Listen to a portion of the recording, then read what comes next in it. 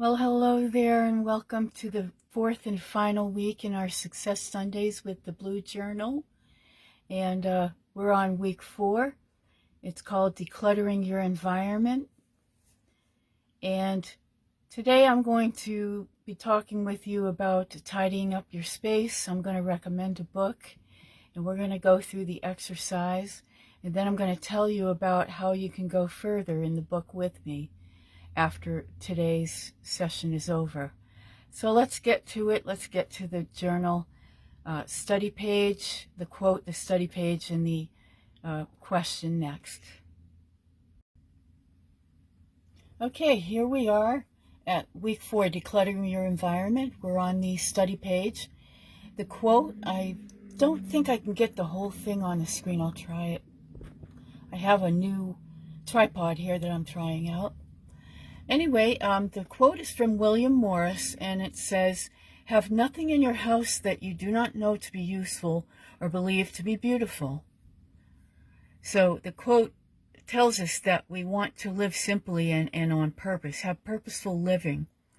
So the things that we surround ourselves with should serve a practical purpose or bring joy to us.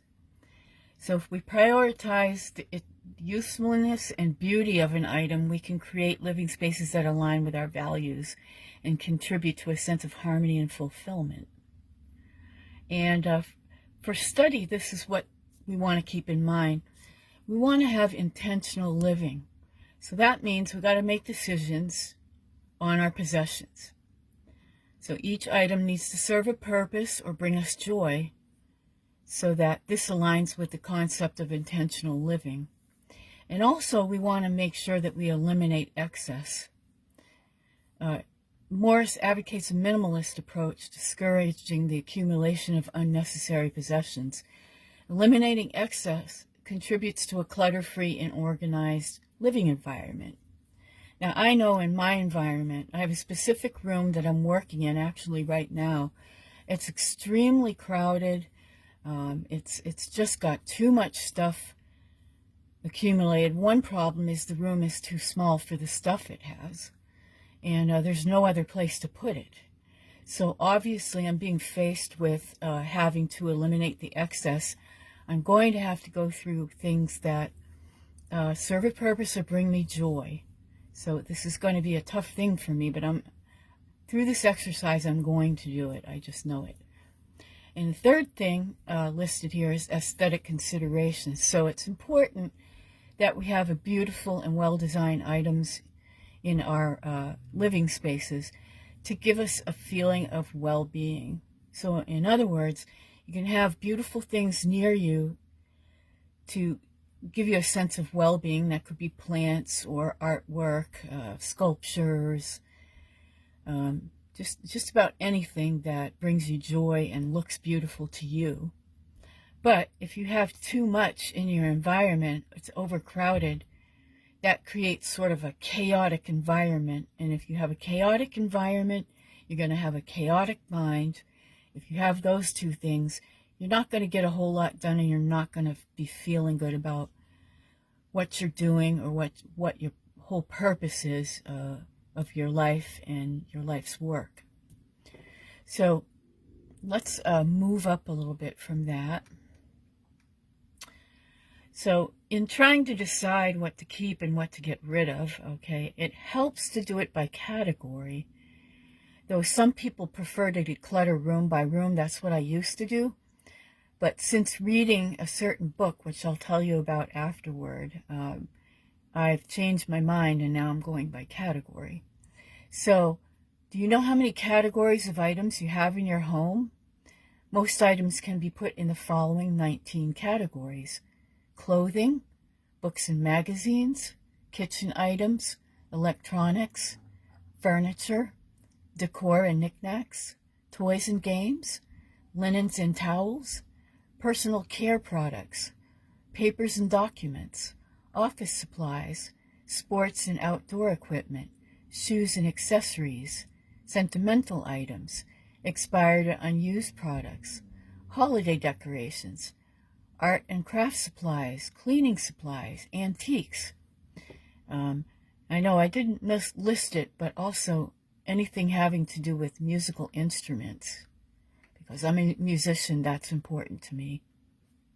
Okay, now I want to tell you about a book that has helped me get on the path to more minimalist living and helping me to clean out the excess and turn my space into a more beautiful, workable environment.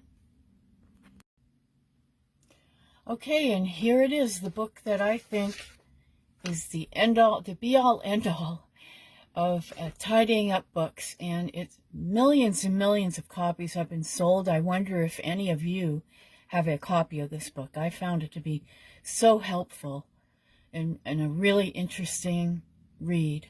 It's The Life-Changing Magic of Tidying Up, The Japanese Art of Decluttering and Organizing by Marie Kondo.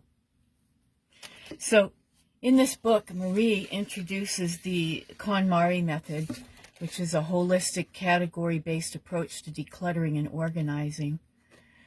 So rather than tidying room by room, she advocates for tidying by category, just like I told you on the 19 categories before, keeping only items that spark joy. So this process is supposed to be a transformative event, not a series of small cleanups like some people like to do.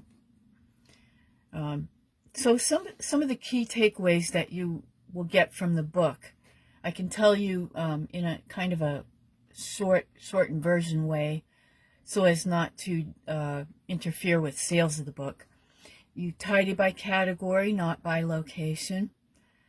You hold each item to see if it sparks joy. You do it all at once, not daily.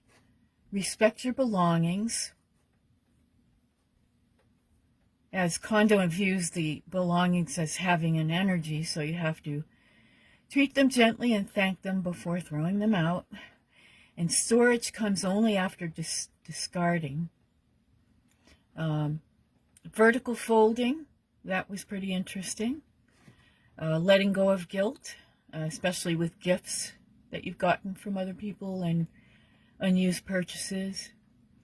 And you only need to do it once. Once you've done it, you should not be in a relapse later. And the one section that really got me was the one called Seasonal Clothes. Eliminate the need to store seasonal clothes. And in this one, she's basically saying that storing seasonal clothes separately wastes time and space. So you're constantly rotating clothing in and out of storage. It creates unnecessary work and usually means you'll forget what you own. And this is true. That's what I've been doing for years. So you're supposed to keep all the clothes accessible year-round instead of hiding them in the winter clothes.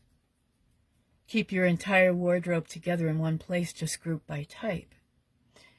The benefits of keeping everything visible and together is that it's easier to choose your outfits.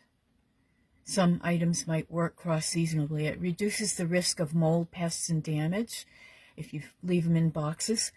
It helps you see a whole picture of your wardrobe, which will help you decide when shopping and discarding things. So I guess there's one exception, that things that are truly off-season, accessories like snow boots or bathing suits, might be stored elsewhere, but only if space is tight. So basically, if your closet is filled only with what sparks joy, it won't feel overwhelming to see everything all year long. So I highly recommend, if you don't have this book yet, you should really pick it up if you need to do a lot of tidying up, and just to do it once and not have to do it over and over and over every year. I'm certainly looking forward to that. So from here, let's go ahead and move on to the journal question. So here we are at the journal question, trying to get it all on the page. I tried doing a share screen in my last Success Sunday, and it got shrunk by all the various ways I had to get the video up to YouTube. So now I'm kind of forced, until I learn how to use another app, I'm kind of forced to just use my tripod and move the camera around that way. So, let's see if I can get that in. So, the question is, examine the items in your living space. Consider whether they align with the principles expressed in William Morris's quote. Which categories of items in your living space will you seriously consider getting rid of? Again, it's which categories of items in your living space will you seriously consider getting rid of? And if you need a repeat of the categories, I'll say it again.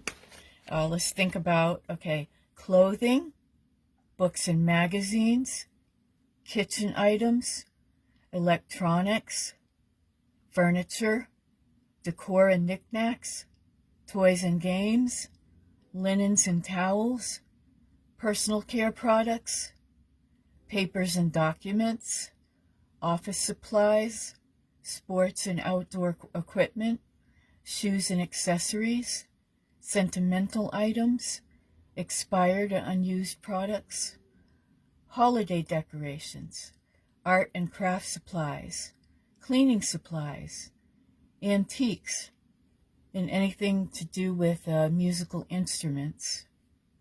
Okay, I'm going to stop the video, pause the video. You can pause the video and work on this, and then we'll come back after we've done the exercise, and at least after I've done the exercise. Okay, so here you see I've completed the exercise, and these are the categories I'm going to be working with. I've already told you about the clothing. I actually do put away my winter clothes and then bring them back and put the spring clothes in, and it really is a pain in the butt, and it's too much work for me being in a wheelchair. So I think I will try to find a way by getting rid of some things I haven't worn in a long time. I think I can make room to get all my clothes in one closet. All right, books and magazines. You know, I really love books. In fact, I've said before, I could live at the bookstore. As long as I've got some food and a bathroom, I could live at the bookstore. And so I've got books upon books upon books, several bookcases full. And I've already cleaned out my books over and over and over again, but I can't stop buying them. So I just love to leaf through books, you know, and actually just the physical feeling of the book, the look of the book, sometimes the smell of a book, all of that stuff is very attractive to me. And I love owning books. But it's time I stop owning so many and try to buy more ebooks instead.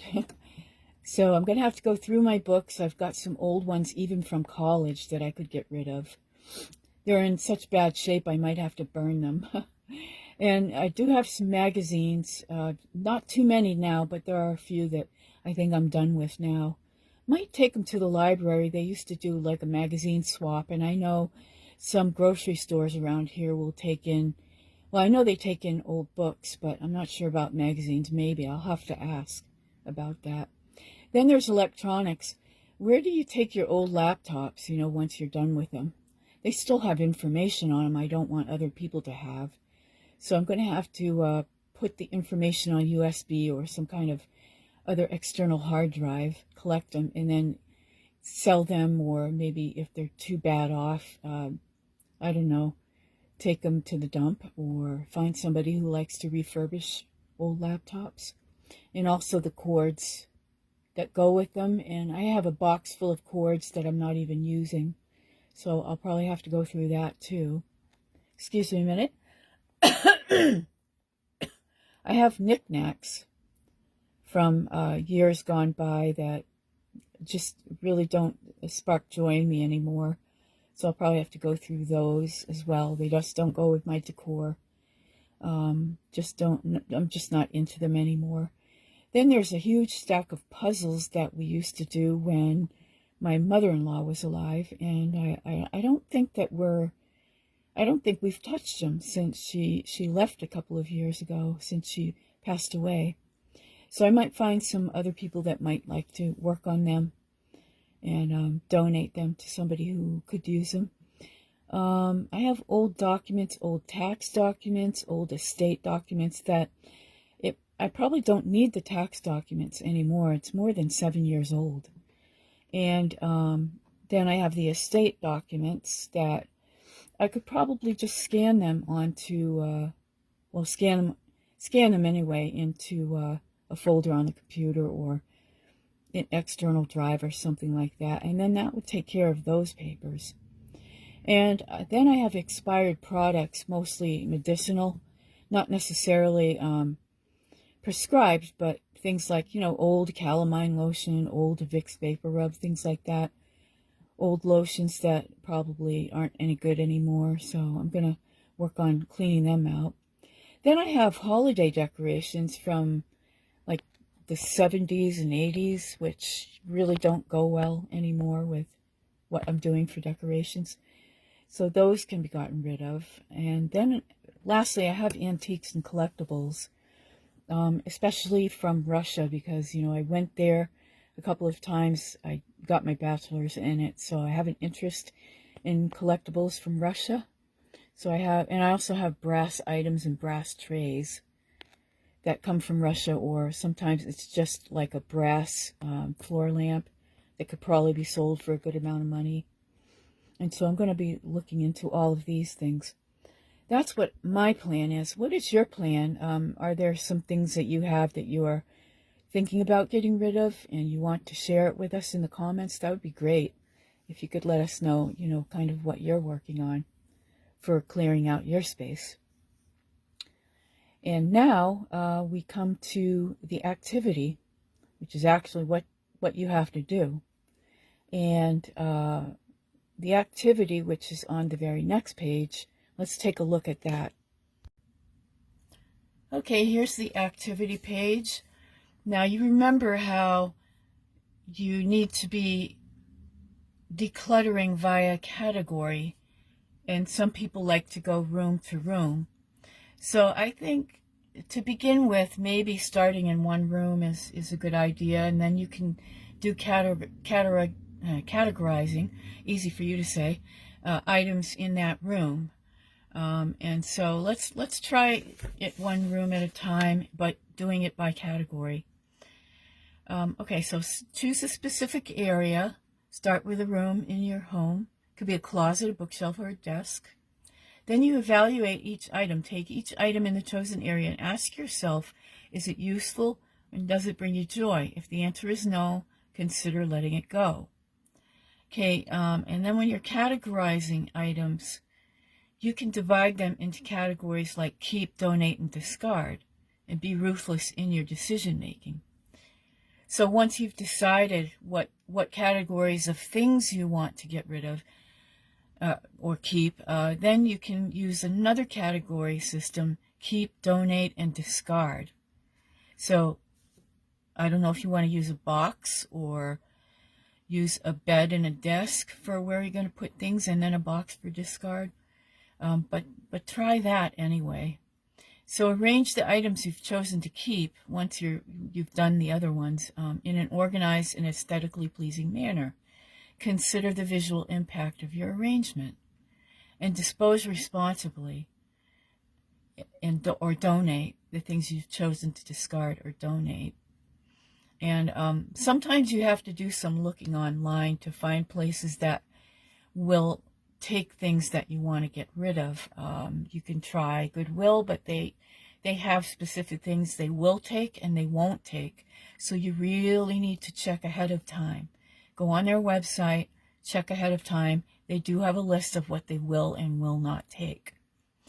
Then you've got places like Marketplace on Facebook that you could sell things. There's also places on Facebook to put free items.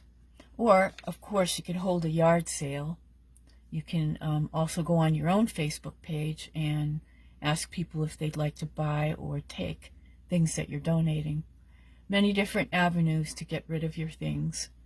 So don't wait, do that. And then it says, after you've done this, how does your living space feel now compared to before? So obviously we can't stop the video, do all that, and then come back. So it's going to take some time to get this done. So I encourage you to do these things And then when you've gone through this and you want to let us know how it went, then you come back. You can find this video or and tell us in the comments, or just go to the Facebook page, Self-Help FAQ Facebook page, and you could give us before and after pictures. I'm going to try to do that with one corner of this room that I'm working in that's ridiculously crowded with different things. And I'll let you see the before and after of that. As embarrassing as it might be to me, I'm going to do it just to be an example. Okay, and that's it for this week's question and exercise. I hope you got a lot out of it and that you've got a plan of attack. Okay, that's it for our 4th lesson on tidying up your space. I hope you got some ideas how you can start working through the mountain of papers and books and mementos and pictures and everything else. And if you want to go further in the book, just check the description box below. There's a membership you can join. Doesn't cost very much, but just if you want to go further in the book with me, and if you want to just get some printout pages instead of buying the whole book, or get the book and keep going through it with me. Either way is great. And if you have any other questions or comments, put them in the comment box below, or go to my Facebook page at the Self-Help FAQ Facebook page, or you can write to me at barb at selfhelpfaq.com, and I can answer you maybe coming up on the final Friday follow-up Friday questions for viewer questions that I'll try to answer. In the meantime, stay tuned for Wisdom Wednesday. Thanks a lot for stopping by, and I hope you enjoyed working through a part of the Blue Journal, and that maybe you will want to get it. You can check the description box below for the link for that too. And thank you, and have a great rest of your day, and we'll see you on Wednesday.